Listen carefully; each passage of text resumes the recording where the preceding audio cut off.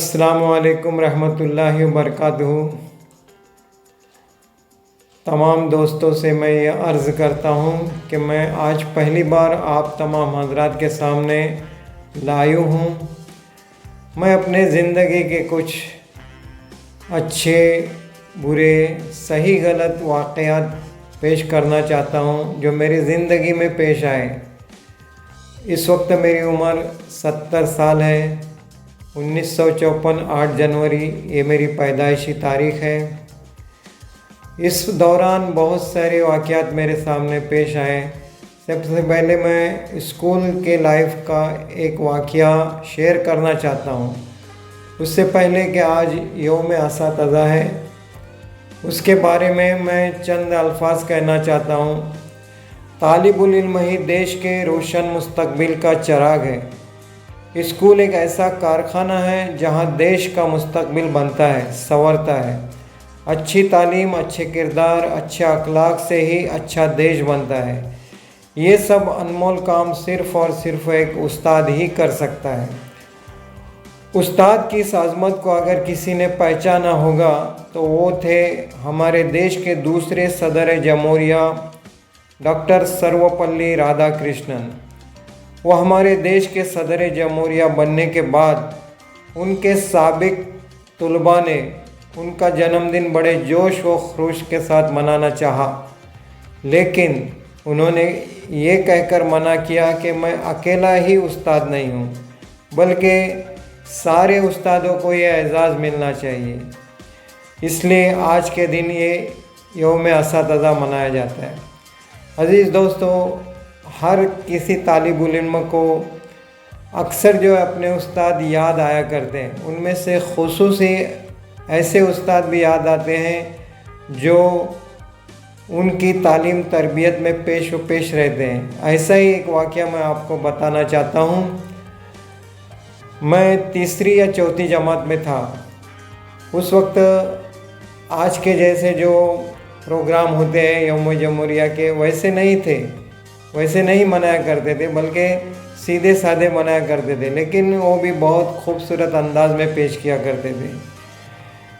उस वक्त हमारे उर्दू स्कूल में, मैं Urdu school primary Urdu school जो कि अभी 10 नंबर के नाम से जानी जाती है, नगर परिषद की स्कूल है, वहाँ का स्टूडेंट हूँ। मैं चौथी जमात में था शायद, और उस वक्त 7वीं जमात की तुलबाएँ एक प्रोग्राम कर रही थी जिसकी रिहर्सल कर रही थी। 26 जनवरी से 2-3 दिन पहले 23 या 24 जनवरी का वो दिन होगा। उस वक्त वहाँ पर जो है कुछ लड़कियाँ रिहर्सल कर रही थी। उस नज़म के बोल मुझे याद है अभी तक। सबके खादिम, सबके सेवक, सबसे है याराना, भूल न जाना। एक फिल्मी तरस थी। सबके सेवक, सबके सेवक, सबके खादिम, भूल न जाना। ये पंडित जवाहरलाल नेहरू के बारे में एक नज़म बनाई हुई थी। उस पर एक बच्ची आगे गाती थी, उसके पीछे 5-6 लड़कियां एक्शन के साथ भूल न जाना ऐसा मुंह पर हाथ लेकर करती थी। मैं वो ज़रा बोल तरस के साथ पढ़कर दिखाता हूँ। सबके खादिम, सबके सेवक, सबसे है याराना। फिर वो लड़कियाँ जो कोरस में थी वो मुंह पर हाथ रख के बोलती थी, भूल न जाना, सबके खादिम, सबके सेवक, सबसे है याराना, भूल न जाना। तो ऐसे प्रोग्राम वहाँ पर रिहर्सल कर रही थी, और उस वक्त मेरी क्लास बाजू में थी। मुझे वो रिहर्सल देखने का बहुत शौक़ था। क्लास जैसे ही मेरा एक पीरियड ख़त्म हो गया तो हमारे क्लास टीचर ही थे फ़कीर मोहम्मद अलजी जनाब, जो कि हमारे रत्नागिरी के ही एक पड़ोस गांव इलाके के थे। गांजुर्डा नाम की इस बस्ती से वो ताल्लुक़ रखते थे। अभी वो इस दुनिया में हयात नहीं है। अल्लाह ताला उनकी मग़फ़िरत फ़रमाए, दर्जात बुलंद फ़रमाए, आमीन सुम्मा आमीन। तो उस वक्त जो है ऐसे पेन नहीं थे, पेन वगैरह कुछ नहीं था, बल्कि उस मेरे उम्र के जो बच्चे होंगे उन्होंने वो देखा होगा कि वहाँ पर दवात में स्याही लाते थे और वो कलम जो रहता था उसे हम बोरू कहते थे, या टाक जिस पे नीब आगे रहती थी, पीछे लकड़े की बॉडी रहती थी, ऐसे इससे लिखा जाया करता था। वो रजिस्टर जो है, पुट्ठे की रजिस्टर पे 2 दवातें रखे हुए थे, एक लाल स्याही की और एक काले स्याही की। और जैसे यूँ ही मैं निकल गया स्पीड के साथ बाजू की क्लास में देखने के लिए, मैं सर जनाब से टकरा गया। उस वक्त हम जनाब ही कहा करते थे। तो मैं जनाब से टकरा गया। अलजी जनाब बहुत गुस्सा हो जाएंगे, ये मुझे डर था, क्योंकि वहाँ पर जो है, वहाँ पर उनके कपड़े जो है सफ़ेद थे और सफ़ेद कपड़ों पर वो धब्बे आ गए। तो मैंने उन्हें जो है उनके डर से स्कूल से भागा, सीधा घर गया। और घर जाने के बाद मैंने स्कूल में आना ही छोड़ दिया। 26 जनवरी का दिन भी चला गया, वो प्रोग्राम भी हो गया। मैं इतना डरा सहमा था कि मैं स्कूल में जाना छोड़ दिया। क्योंकि मेरे वालिद साहब भी एक पढ़े लिखे ही थे, वो भी उस्ताद रह चुके हैं। उस ज़माने में वो जयगढ़ बस्ती में टीचर थे, दाऊद वस्ता उनका नाम था। उनके स्टूडेंट मुझे जब भी मिलते थे, आज वो हयात नहीं है, तो वो भी याद किया करते थे अपने उस्ताद की, यानी मेरे वालिद साहब के। लेकिन मेरे अब्बा उस वक्त मौजूद नहीं थे, वो कारोबार के हिसाब से कहीं और चले गए हुए थे और मैं अम्मा के साथ ही रहता था। चूँकि मैं बड़ा था, अकेला था, मेरे बाद मेरा छोटा भाई शब्बीर।